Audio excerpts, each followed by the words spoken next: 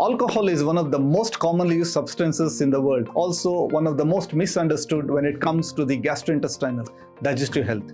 As a gastroenterologist, I diagnose and treat diseases of the stomach, intestines, pancreas, liver daily. In this video, I will take you through what alcohol does to your digestive system step by step, how it affects your gut, your liver, how many people don't realize moderate drinking can also cause problems. This is not about telling what people should be doing, what they shouldn't be doing, but it's about understanding the biology so they can make informed decisions about their health.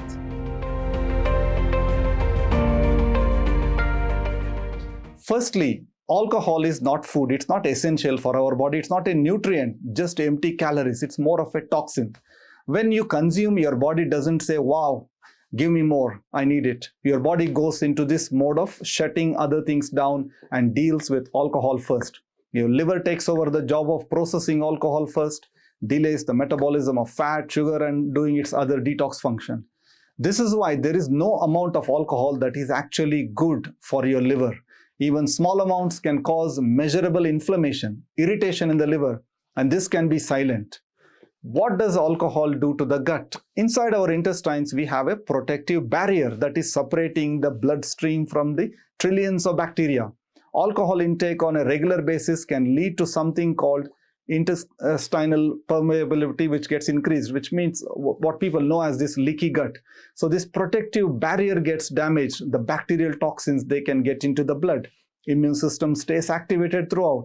Chronic inflammation, irritation starts to rise. This is why people who drink alcohol regularly often have bloating, acid reflux, abdominal pain, diarrhea, worsening of their IBS symptoms. Or if they have autoimmune diseases, they're more likely to get flare-ups. I see these kind of issues daily in my gastroenterology practice. The scary part is you don't need to be the so-called alcoholic. Even weekend drinking, if you're not sensible, can do the same damage. Thirdly, alcohol and gut microbiome. Everybody these days talk about gut microbe, the bacteria that live inside us that controls our digestion, that controls our immunity, our mood, our metabolism.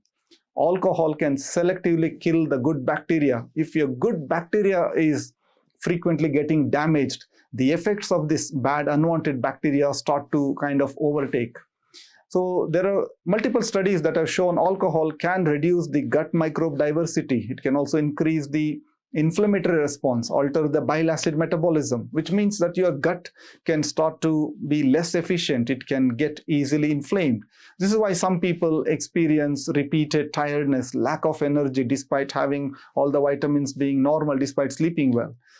Liver processes your alcohol and pays the ultimate price, the truth no one likes to hear.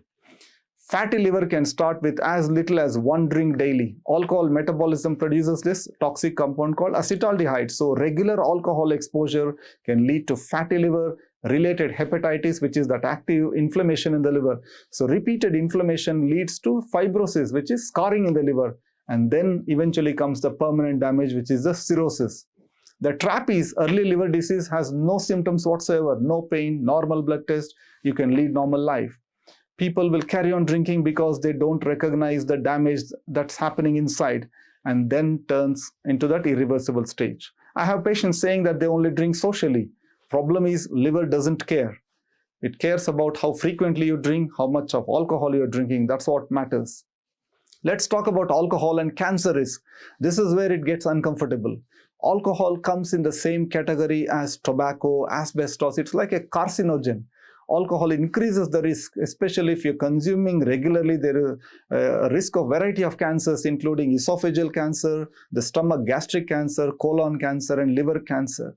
This happens because alcohol damages the DNA. It can block the absorption of this folate, folic acid, which is very important for us and can increase the cell damage, what we call as oxidative stress.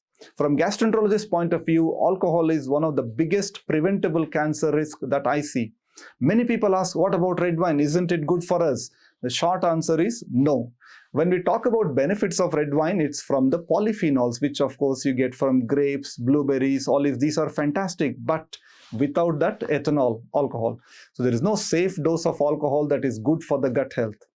Occasional red wine is fine. Just because you've been told that it's good for health, you can't be taking it on a regular basis because you'll end up getting into trouble. For those who have never touched alcohol, don't start it. For those who drink, now and again, I'm not here to tell you what you should do, but to keep it to minimal social occasions. Secondly, hydrate aggressively. It's important to hydrate and have a good protein meal if you take occasional drinks. Avoid fried and high-calorie foods when you're consuming alcohol. Never drink on an empty stomach. Please avoid daily drinking. Prioritize sleep, not to carry on drinking through the night over the weekend.